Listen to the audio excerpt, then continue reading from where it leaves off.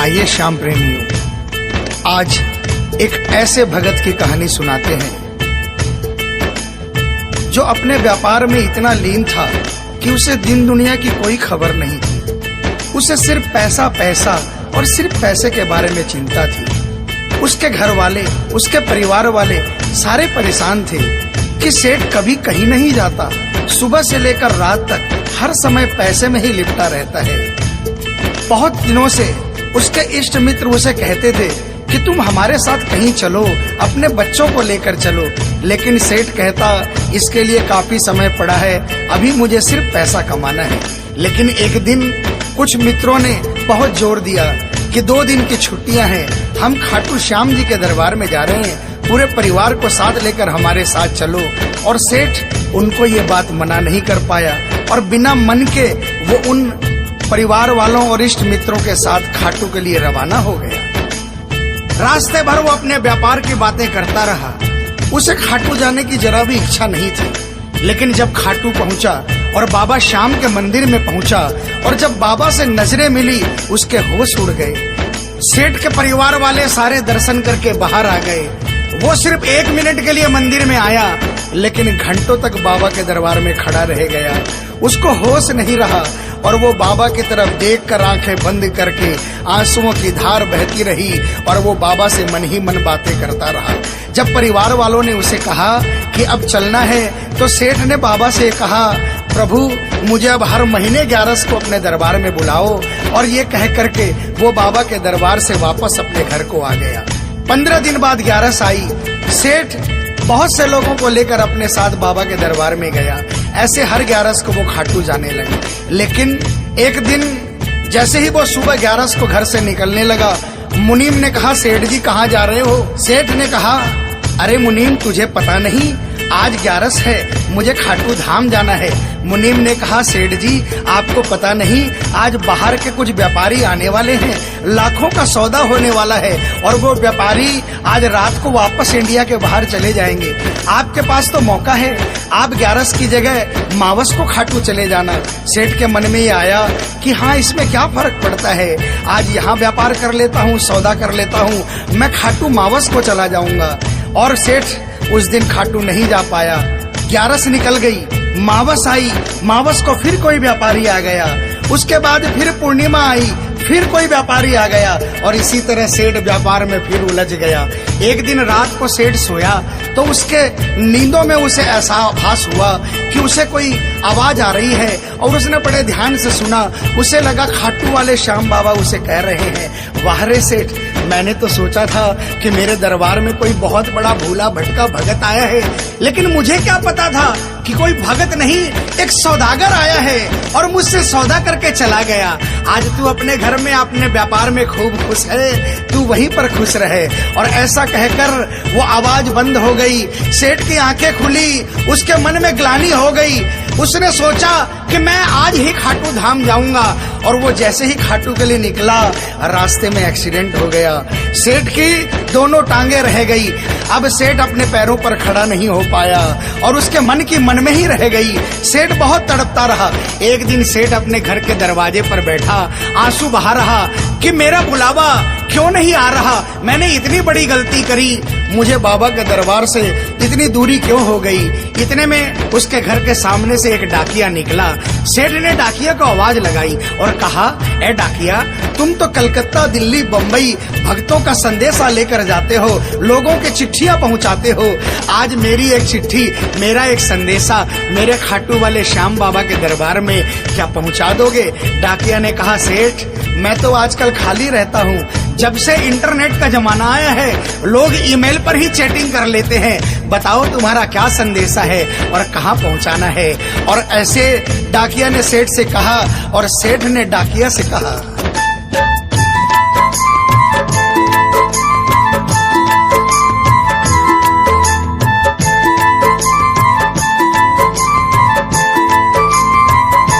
डाकिया जा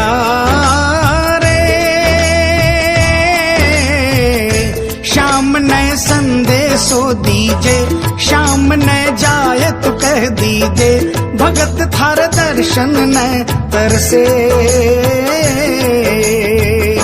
डाकिया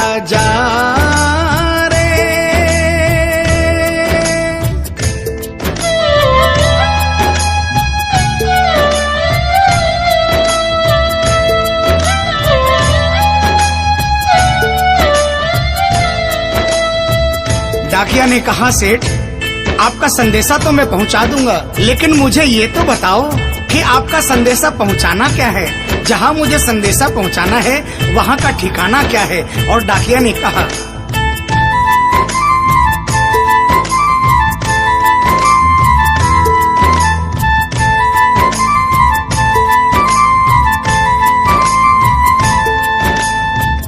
कौन से गांव थारो शाम बस्यो है, इतनो माने बता दे सेवक रे।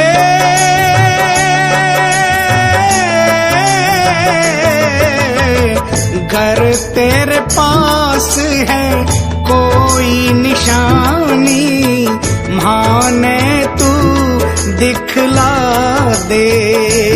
कैया जानूंगा पहचान, मैं हूँ छोरो अनजान। कैया जानूंगा पहचान, मैं हूँ छोरो अनजान।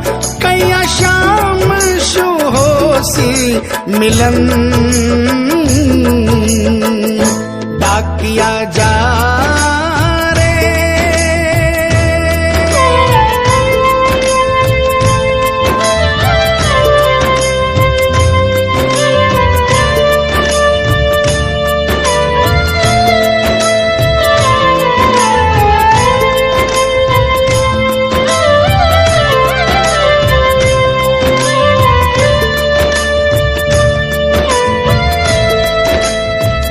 सेठ ने कहा, डाकिया मैं तुझे जिस जगह का ठिकाना बता रहा हूँ वहाँ ऐसा दरबार है जहाँ जो एक बार जाता है वो वहीं का हो जाता है। उस दरबार की खासियत है जो वहाँ पर पहली बार जाता है उसके काम बन जाते हैं। सुन वहाँ का ठिकाना क्या है।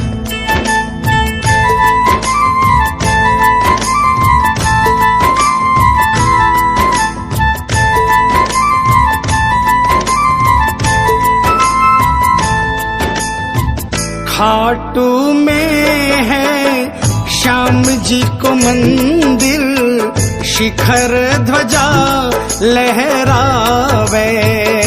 डाकिया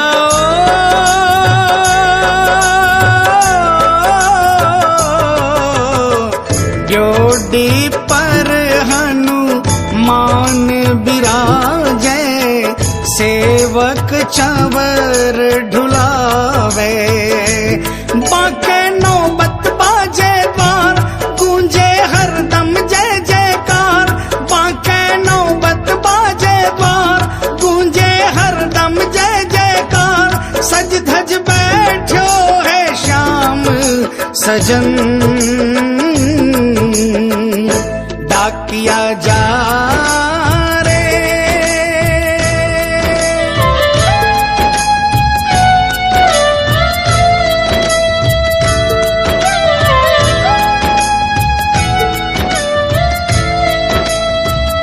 डाकिया सेठ जी के यहाँ से निकल जाता है और वो खाटू धाम के लिए प्रस्थान करता है। धीरे धीरे वो खाटू पहुँचता है और खाटू पहुंचकर बाबा के मंदिर का पता करता है और मंदिर के नीचे पहुंचकर वो पहले प्रणाम करता है और बाबा के मंदिर की 13 सीढ़ी चढ़ता है।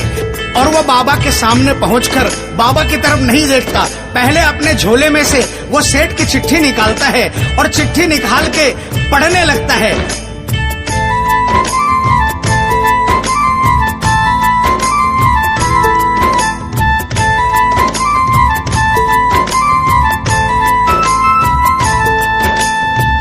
पहुँच गयो दरबार श्याम के, बोलन लाग्यो संदेशो। बाबा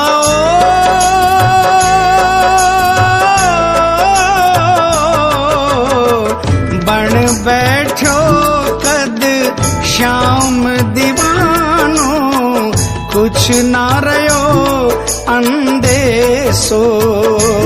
आखड़ ल्यासू बरसी धार, जैया सावन की फुहार। आखड़ ल्यासू बरसी धार, जैया सावन की फुहार। देख सांवरिया बोलो यह वचन, डाकिया जा रे।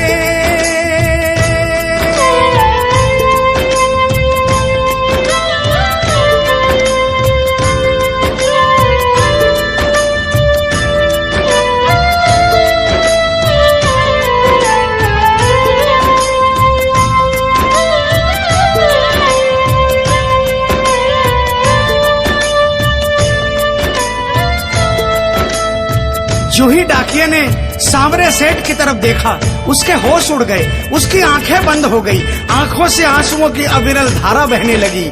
उसको ऐसा महसूस हुआ सपने में जैसे कि कोई श्याम प्रभु सिंहासन से उतर कर आ गए। उससे अपने गले से लगा लिया और डाकिये से कहा, कैसे हो डाकिया?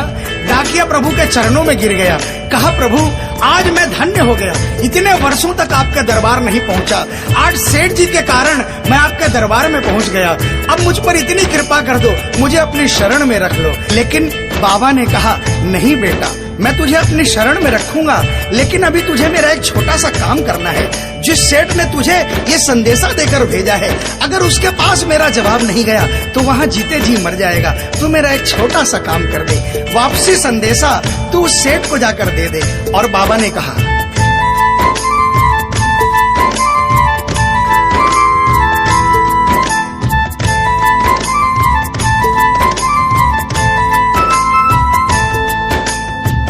कह दीजिए तू जाए सेवक ने तेरो बुलावो आसी। सेवक रे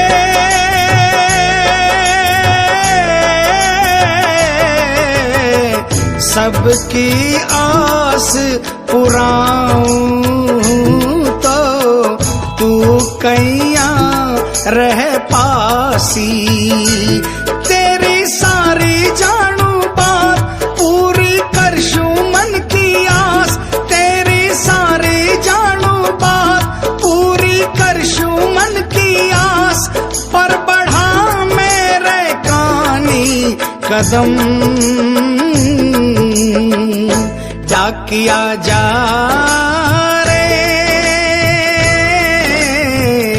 संदेशो सेवक ने दीजे, सेवकिया राह तेरी निरखे। संदेशो सेवक ने दीजे, सेवकिया राह तेरी निरखे। सेवक संदेश ने तरसे डाकिया जा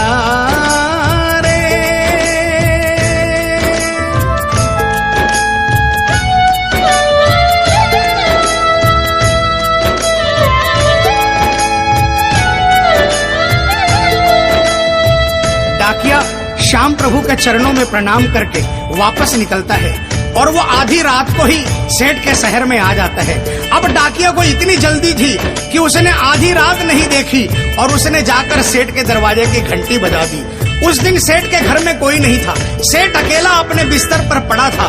जैसे ही घंटी की आवाज आई उसको लगा कि बाबा का संदेशा आ गया, लेकिन सेठ मजबूर था, वो उठना चाहा लेकिन उठ नहीं पा रहा था।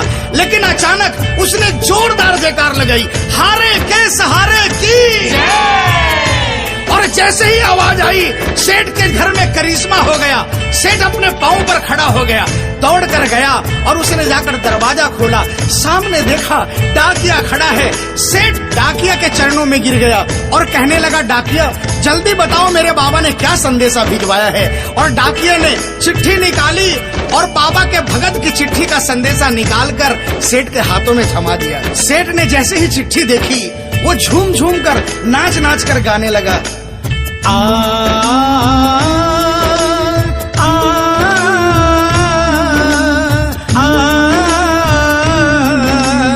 आ, आ, चिट्ठी आई है, चिट्ठी आई है, चिट्ठी आई है, चिट्ठी आई है, चिट्ठी आई है, खाटू से चिट्ठी आई है। बड़े दिनों के बाद मेरे श्याम धनी को आज, अरे बड़े दिनों के बाद मेरे श्याम धनी को आज भगत की याद सताई है। चिट्ठी आई है, चिट्ठी आई है, ओ चिट्ठी आई है, चिट्ठी आई है। सेठ ने वो चिट्ठी वापस डाकिया को थमा दी और कहा, डाकिया आप तो स्वयं बाबा से मिलकर आए हो, इसलिए बाबा का संदेशा अपने मुखारबिंद से मुझे सुनाओ।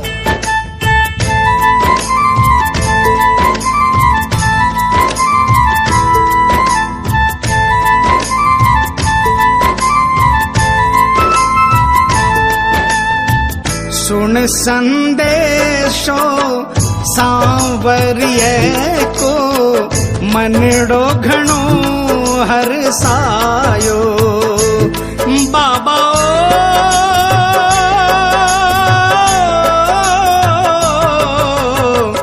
बंध गया पाँव में घूघरिया सा, मन को मोरियो गायो।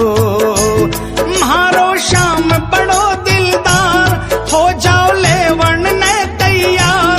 म्हारो श्याम बड़ो दिलदार, हो जाओ लेवन ने तैयार। महिमा गावे है कमल किशन,